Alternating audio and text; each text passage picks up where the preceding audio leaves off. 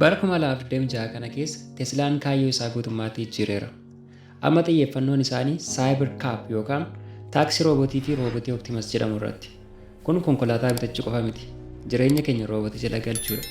Giigaa Texas keessatti oopshinii konkolaataa idilii irratti oopshinii roobotota AI'n hoogganamanii dabalaara.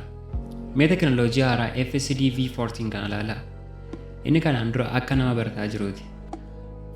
Amma garuu akka konkolaachisaa ogummaa qabuuti. Haala qilleensaa hamaa keessatti bakka namni baay'atutti ofiin murteessee deema. Garuu gaaffii guddaan lubbuun keenya roobotii kana irratti gatuu dandeenya? Namoota baay'eedhaaf oduu gaarii hin jiru.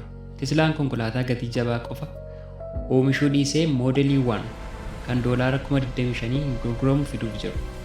Inni kun qabeenya qananii yookaan laaksarii baay'ee hin qabu, garuu sammuu AI hundarra caalu qaba. Kun warraaqsa guddaadha.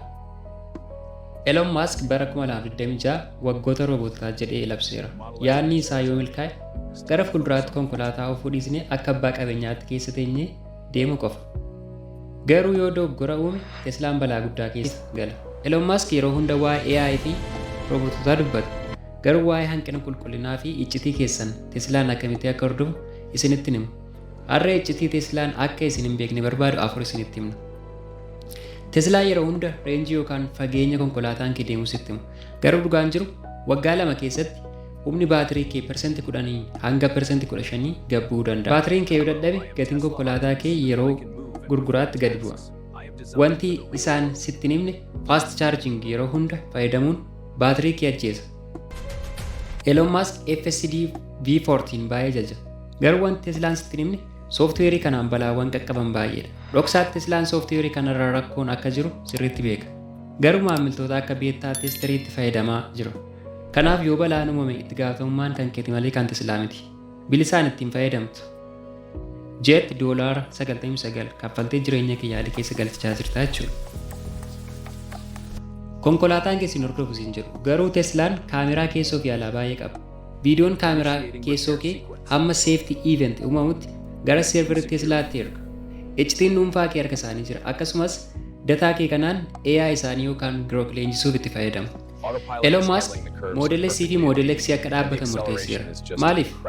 Sababni isaa oomishni isaanii rakkoo qulqullinaa baay'ee waan qabuuf.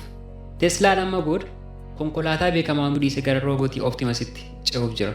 Kana jechuun yoo konkolaataa kana qabaatte gara fuulduraatti tajaajila suphaa yookaan paartiis argachuun baay'ee rakkisaa ta'uu danda'a.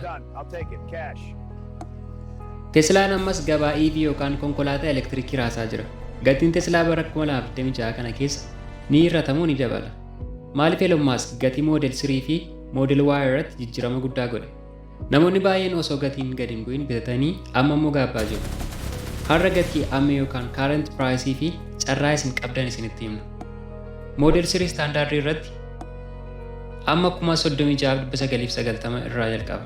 Kun Teslaa hunda caalaa gatii gad bu'aa qabudha. Model Y standardiin immoo 39,990 irraa jalqaba.